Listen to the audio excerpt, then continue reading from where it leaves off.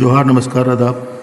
मैं डॉक्टर सरफराज अहमद, जिसे राज्यसभा के रुकन मुंतखब किया गया है, अल्लाह के नाम से हल्फ लेता हूँ कि मैं भारत के आइन पर जो कानून के मुताबिक तय पाया इत्क़ाद रखूँगा और उसका वफादार रहूँगा।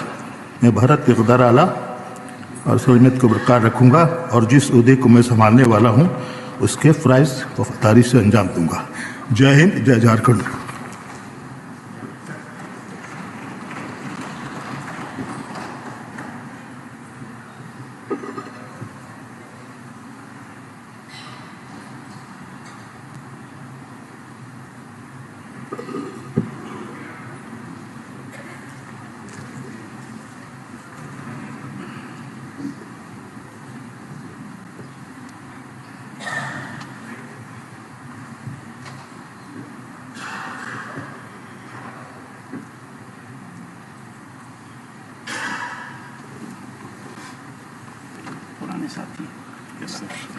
श्री प्रदीप कुमार वर्मा।